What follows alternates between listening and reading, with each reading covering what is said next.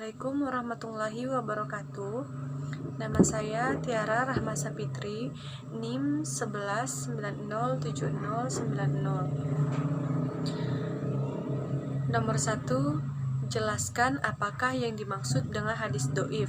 Jelaskan pembagiannya. Bolehkah beramal atau menjadikan hadis doif itu sebagai hujjah?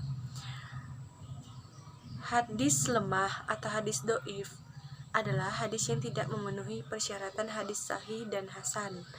Hadis doif tidak sama dengan hadis maudu atau palsu.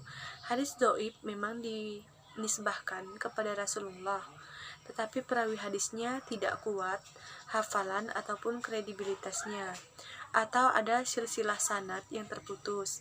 Sementara hadis maudu ialah informasi yang mengatasnamakan Rasulullah Shallallahu Alaihi Wasallam, tetapi sebenarnya bukan perkataan Rasulullah Shallallahu Alaihi Wasallam.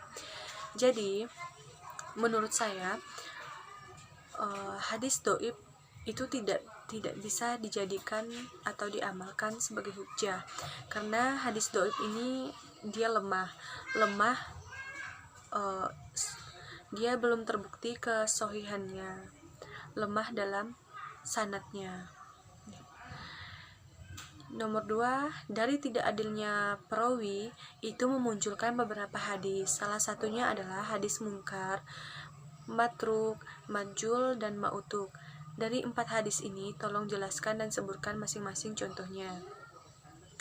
Hadis mungkar, ulama tidak satu suara dalam mendefinisikan hadis mungkar.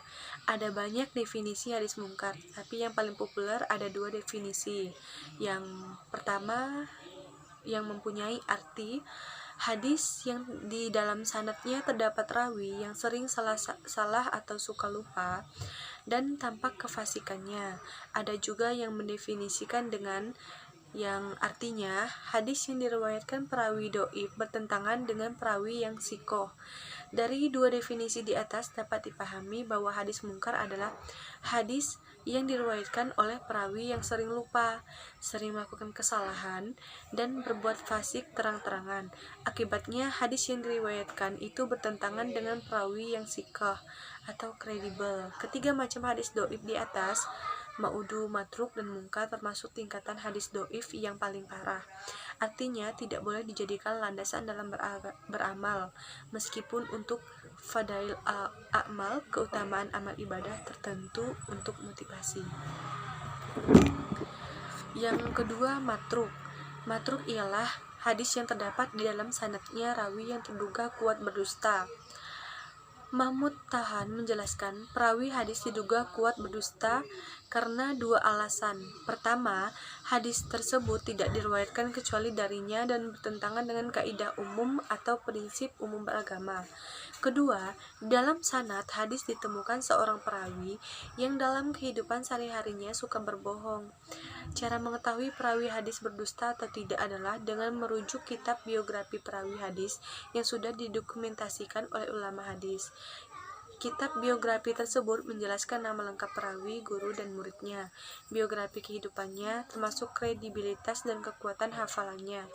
Di antara buku biografi perawi hadis yang populer adalah Siyar Al-Alamin Nubala karya Al-Jahabi, Al-Jarhu wa Ta'dil karya Abu Hatim Ar-Razi, dan lain-lain.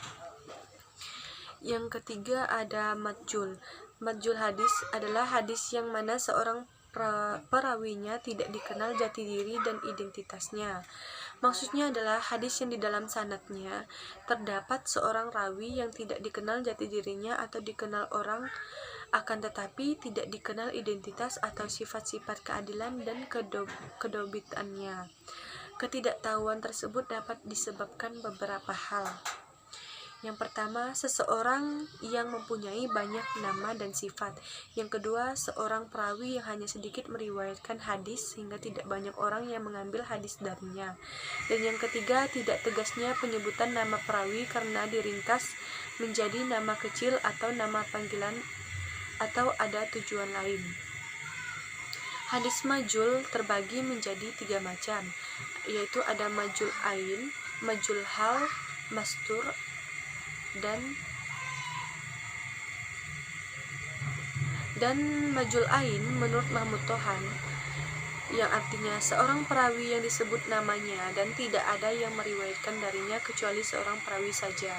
Rawi ini tidak diterima riwayatnya kecuali ada ulama yang mengatakan bahwa ia adalah perawi yang dapat dipercaya. Maka jika ada orang seperti ini meriwayatkan suatu hadis, maka hadisnya dinamakan hadis majul. Majul hal, seorang perawi yang mana ada 2 orang atau lebih yang meriwayatkan hadis darinya, akan tetapi tidak ada ulama yang mengatakan bahwa ia adalah perawi yang dapat dipercaya.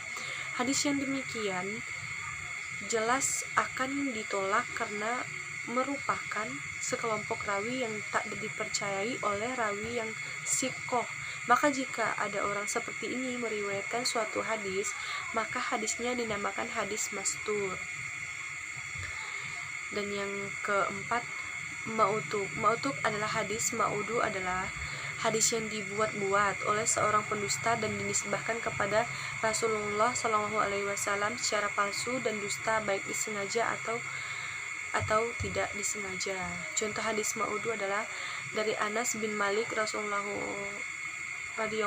an bahwa Rasulullah SAW bersabda, "Tuntutlah ilmu walaupun ke negeri Cina." Hadis ini dianggap maudu sebab perawinya yang bernama Abu Atikah Thariq bin Sulaiman dikenal sebagai pemalsu hadis.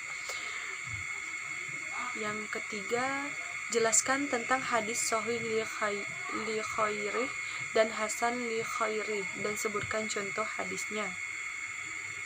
Hadis hasan li zati, yaitu hadis yang diriwayatkan oleh seorang yang adil, sedikit dobitnya, kurang kuat ingatannya, sambung sanadnya tanpa adanya cacat dan tanpa adanya kejanggalan.